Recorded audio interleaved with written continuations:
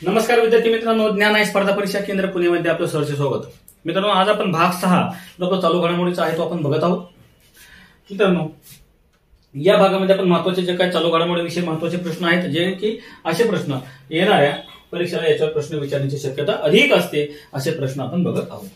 पहिला प्रश्न काय आहे बघा.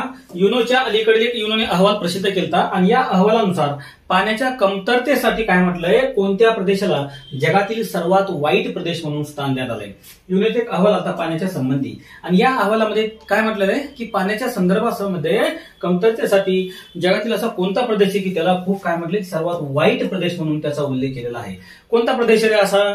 आफ्रिका खंड आहे का, दक्षिण अमेरिका आहे का, दक्षिण आशिया आहे का, युरोप आहे? तर काय याचं योग्य उत्तर काय? दक्षिण आशिया हे त्याचं योग्य उत्तर आहे.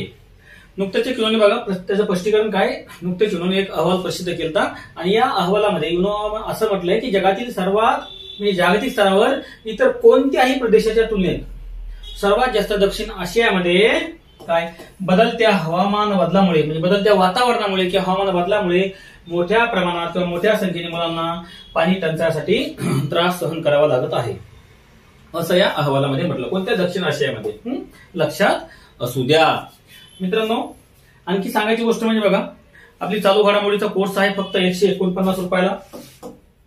किती रे? 149 रुपयाला. यामध्ये तुम्हाला सर्व 50 मार्काच्या टेस्ट पेपर आणि वर्षभरातील सर्व तुम्हाला चालू घडामोडीचे व्हिडिओ पण उपलब्ध आहेत. समजलं? चला पुढच्या गोष्टीकडे जाऊया. पुढचा प्रश्न काय रे. ट्रान्सपोर्टर 9 मिशन हे कोणत्या देशाशी संबंधित आहे? असा हा प्रश्न आहे. काय त्याचं योग्य उत्तर? अमेरिका. अमेरिका या देशाशी संबंधित ट्रान्सपोर्टर 9 मिशन आहे. मग ते काय ट्रान्सपोर्टर बघा. स्पेस एक्सची जी कंपनी आहे, या स्पेस एक्सच्या फाल्कन 9 नावाचं रॉकेट होतं. या रॉकेटनं कॅलिफोर्नियातील वॅन्डनबर्ग स्पेस फोर्स बेसवरून हे ट्रान्सपोर्टर मिशन यशस्वीपणे त्याचं प्रक्षेपण केलं, त्यामुळे चर्चेत होतं. मग तुम्हाला माहित पाहिजे ट्रान्सपोर्टर 9 ही जी मिशन आहे कोणत्या देशाशी संबंधित होतं? अमेरिका या देशाशी संबंधित होतं. फाल्कन 9 हे स्टेज बुस्टरचे हे म्हणजे या फाल्कन 9चं जे रॉकेट आहे याचे 12वं प्रक्षेपण होतं यशस्वी, की तो 12वं प्रक्षेपण आणि लँडिंग त्याचं हे होतं. पुढचा प्रश्न काय सांगितला बघा महत्वाचा. अदरिंग अँड बॅलॉनिंग इन्स्टिट्यूट जे आहे ओबीआयने त्यांनी एक अहवाल प्रकाशित केला आणि या संस्थेने जो अहवाल प्रकाशित केला तर त्या अहवालानुसार सर्वसमावेशकता निर्देशकामध्ये भारताचा कितवा क्रमांक आहे असे विचारले. कितवा क्रमांक आहे भारताचा? सर्वसमावेशक या निर्देशकामध्ये कितवा क्रमांक आहे भारताचा? 117वा भारताचा क्रमांक आहे. मग सर्वसमावेशकता निर्देशांक कोण प्रकाशित करतं रे? लक्षात असू द्या. ऑदरिंग अँड बेलॉंगिंग ही इन्स्टिट्यूट आहे ओबीआयचं. हे इन्स्टिट्यूट काय करतं? अहवाल प्रकाशित करतं. या अहवालामध्ये भारताचा 117वा क्रमांक आहे. एकूण देश होते 129. यामध्ये भारताच्या शेजारचा बांगलादेश 106वा क्रमांकाला, इस्रायलचा क्रमांक आहे 115वा, आणि छोटे देश सुद्धा भारतापेक्षा एक चांगल्या त्यांचा रँक आहे असं अहवालात म्हटलंय. मग हा जे निर्देशांक जे आहे सर्व समावेशकता यामध्ये कोणते कोणते निकष वापरले, तर काय काय महत्वाच्या बाबींचा यामध्ये अभ्यास करून हा अहवाल तयार केला आहे. तर वंश असेल, जात असेल, लिंग, धर्म, लैंगिक विषमता असेल, अपंगत्व असेल, सामान्य लोकसंख्या या सर्वांचा अभ्यास करून हा सर्व समावेशक निर्देशांक जे आहे तो तयार केलेला आहे. आणि मित्रांनो, या वर्षी या अहवालामध्ये पहिला क्रमांक कोणी पटकावला रे? न्यूझीलंड या देशाने या वर्षी पहिला क्रमांक पटकावला आहे. म्हणजे हा दुसरा आवृत्ती, या अहवालाची काय दुसरी आवृत्ती आहे आणि पहिल्या अहवालामध्ये सुद्धा न्यूझीलंडने पहिला क्रमांक पटकावला होता. पुढचं बघा काय म्हटलंय. भारताचं 28वं राज्य म्हणून झारखंडची स्थापना कोणत्या वर्षी केली? म्हणजे 28व्या क्रमांकाचे राज्य होतं झारखंड. बरोबर. याची कोणत्या वर्षी स्थापना केली रे मित्रांनो? पहिला पर्याय 1998, दुसरा पर्याय 2000, तिसरा पर्याय 2002 आणि चौथा पर्याय काय 2010. काय त्याचं उत्तर आहे? 2000 या वर्षी झारखंड या राज्याची स्थापना केलेली होती. आता मित्रांनो बघा 15 नोव्हेंबर 2000 रोजी काय केलेले, झारखंड या राज्याची 28वं राज्य म्हणून स्थापना केलेली होती. त्याची गुगली बघा अल्फाबेटिकल क्रमांकानुसार जायचं. आणि या 2000 या वर्षी 3 राज्यांची स्थापना केली. एकाच महिन्यात केली. लक्षात असू दे, एकाच महिन्यात केली, एकाच वर्षात केली. फक्त तारखांचा मागे पुढे घोळ आहे. मग जर उतारता क्रम किंवा चढता क्रम जर लावा जर असं म्हटलं तर आपल्याला किशोर काय माहिती 2000 आम्हाला माहिती फक्त सन 2000 या वर्षी 3 राज्यांची निर्मिती केली. CUZ. अल्फाबेटिकल नुसार जर तुम्ही गेले तर C एक नंबरला येतं, त्यानंतर U येतं, त्यानंतर Z येतं. बरोबर. CUZ लक्षात असू द्या. छत्तीसगड या राज्याची निर्मिती 1 नोव्हेंबरला केली. केव्हा रे? 1 नोव्हेंबरला केली. उत्तराखंड या राज्याची किती? 9 नोव्हेंबरला केली. 9 नोव्हेंबरला केली. आणि झेड म्हणजे झारखंड. आता पाहिलं आपण झारखंड या राज्याची 15 नोव्हेंबरला या दिवशी स्थापना केली. मग याच्यामध्ये जर तुम्हाला असा क्रम विचारला तर सर काय माहिती 2000 या वर्षी फक्त 3 राज्याची निर्मिती केली माहिती.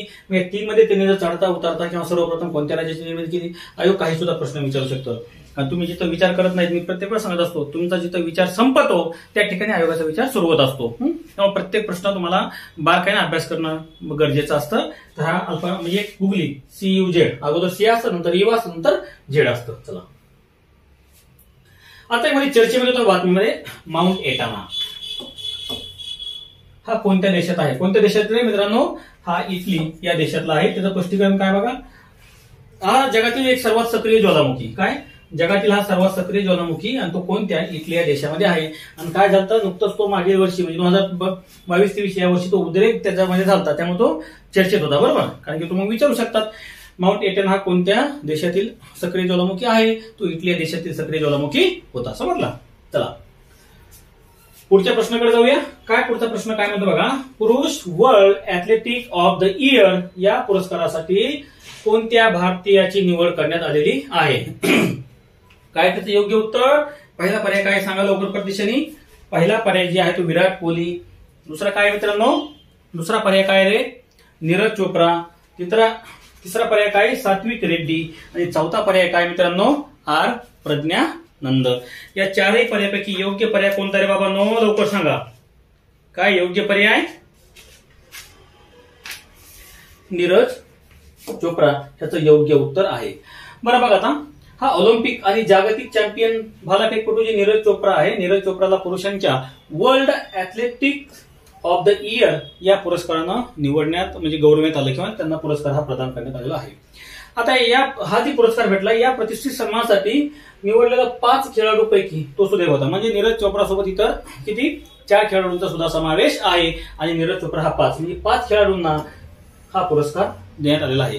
या पुरस्काराच्या निवड समितीने या पुरस्कारासाठी 10 खेळाडूंचे नामांकन केलं होतं. त्यापैकी 5 खेळाडूंना हा पुरस्कार देण्यात आलेला आहे. 1 नंबरला रियान क्राउसर हा युएसएचा आहे. 1 नंबरला कोण रे? म्हणजे हे पाहिजे आपण ना रियान लक्षात ठेवा युएसएचा गोळाफेक आहे. 2 नंबरला कोणता मित्रांनो? मोंडो. 2 नंबरला कोण आहे? हा मोंडो खेळाडू आहे. हा मोंडो खेळाडू जे आहे तो कोणत्या? स्वीडनच्या पॉल वॉल्ट मध्ये. 3 नंबरला जे आहे मित्रांनो केल्विन. काय 3 नंबरला? केल्विन. हा केल्विन जे खेळाडू आहे तो काय मॅरेथॉनचा ऍथलेटिक्स शर्यत धावण्याचा आणि नोहो नाईस नावाचा आहे तो अमेरिकेचा. चौथा काय? नोहा म्हणा थोडक्यात हा अमेरिकेचा आहे. आणि 5वा कोण रे? नीरज चोप्रा. या 5 खेळाडूंना world athletic of the year नावाचा पुरस्कार भेटलेला आहे. लक्षात असू द्या. मग प्रश्न असा विचारला जाऊ शकतो खालीलपैकी कोणत्या व्यक्तींना या वर्षीचा world athletic of the year पुरस्काराने गौरवण्यात आलेला आहे? मी 5ही नावं तुमच्या लक्षात पाहिजे. 5ही नावं. चला मग पुढचा क्वेश्चन काय रे? काय म्हटलं की 9व्या इंडियन इंटरनॅशनल सायन्स फेस्टिवल जे आहे या फेस्टिवलचं यजमान राज्य कोणतं किंवा हा जे कार्यक्रम आहे तो महोत्सव तो कोणत्या राज्यामध्ये आयोजित करण्यात आलाय 2023चा? पहिला पर्याय हरियाणा आहे. दुसरा गोवा आहे. तिसरा काय मित्रांनो? तिसरा पर्याय पश्चिम बंगाल आणि चौथा पर्याय तामिळनाडू.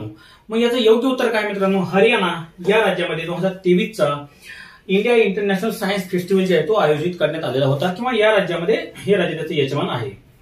मग ही जी आवृत्ती होती की तो होती रे ही 9वी आवृत्ती होती. याला मराठीत काय म्हटलं जातं? भारत आंतरराष्ट्रीय विज्ञान महोत्सव जे आहे असा सुद्धा तुम्हाला शब्द टाकला तर नक्कीच तुमचं योग्य उत्तर आलं पाहिजे. यजमान राज्य हरियाणा आणि या हरियाणा राज्यातील फरीदाबाद या शहरामध्ये हा महोत्सव भारत आंतरराष्ट्रीय विज्ञान महोत्सव आयोजित करण्यात आलेला होता. मग हा केव्हा? आता 17 ते 20 जानेवारी 2024 या दरम्यान या महोत्सवाचं आयोजन करण्यात आलं. तर मग 2023 या वर्षाची काय बोलतोय? 2023 या वर्षाची थीम काय? काय या वर्षाची थीम? तर अमृत काळातील विज्ञान आणि तंत्रज्ञान सार्वजनिक पोहोच. म्हणजे बरोबर, जे अमृत काळामध्ये विज्ञान आणि तंत्रज्ञानाची काय करायची, एक सार्वजनिक पोहोच, सगळ्यांपर्यंत या घटकाचा पोहोच करण्यासाठी हा महोत्सव आयोजित करण्यात आला होता, किंवा या महोत्सवाचा या वर्षीचा थीम किंवा उद्देश आहे. पुढचं काय म्हणतात बघा, नुकतंच निधन झालेले एन शंकरय्या. काय म्हणतात, एन शंकरय्या हे कोणत्या व्यवसायाशी संबंधित होते, त्यांचा कोणता व्यवसाय होता, ते पेशाने काय होते, एक प्रशासन होते, अधिकारी वगैरे, किंवा ते क्रीडा क्षेत्रातील व्यक्ती होते का, विज्ञान क्षेत्रातील, किंवा राजकारण? तर काय, हे भारतीय राजकारणातील एक महत्वाचे व्यक्ती होते. आणि मित्रांनो, जे भारतीय कम्युनिस्ट पक्ष आहे मार्क्सवादी, या मार्क्सवादी पक्षाचे ते संस्थापक सदस्य सुद्धा होते. त्यांचं वयाच्या 102व्या वर्षी निधन झालेलं आहे. पुढचा महत्वाचा मुद्दा काय रे बघा, कोणती संस्था वार्षिक हरितगृह वायू बुलेटिन प्रकाशित करते? काय, हरितगृह वायू बुलेटिन प्रकाशित करते? तर त्याचं योग्य उत्तर काय रे? पहिला पर्याय काय, UNEP, दुसरे FAO, तिसरे WMO, आणि चौथा आहे CPCB. तर लक्षात असू द्या, याचं योग्य उत्तर काय रे? WMO, म्हणजेच वर्ल्ड मेट्रोलॉजी ऑर्गनायझेशन नावाची जी संस्था आहे, जागतिक हवामान संस्था जी आहे, या संस्थेमार्फत प्रत्येक वर्षाला हरितगृह वायू बुलेटिन नावाचं प्रकाशित केलं जातं. बरं, ही संस्था जी आहे, या संस्थेची स्थापना केव्हा झाली रे? या संस्थेची स्थापना झाली 1950 मध्ये. केव्हा रे? 1950 या वर्षी या संस्थेची स्थापना झाली. या संस्थेचं मुख्यालय कोणत्या देशामध्ये आहे? तर मुख्यालय कुठे रे मित्रांनो? मुख्यालय आहे जिनिव्हा. कुठे मुख्यालय? जिनिव्हा या ठिकाणी या संस्थेचं मुख्यालय आहे. आणि ते काय करते, हवामानासंबंधी एक अभ्यास म्हणा किंवा मार्गदर्शन या गोष्टीचं काम ही संस्था करत असते. मित्रांनो, पूर्ण आपल्या या संबंधी व्हिडिओ जे तुम्हाला वर्षभराचे ते आपल्या ऍपवरती उपलब्ध आहेत. ऍपची लिंक तुम्हाला खाली डिस्क्रिप्शन बॉक्समध्ये देण्यात आली आहे. नक्कीच व्हिडिओ बघा आणि तुमच्या मित्रांनाही शेअर करा. भेटूया पुढच्या व्हिडिओमध्ये. तोपर्यंत धन्यवाद, नमस्कार.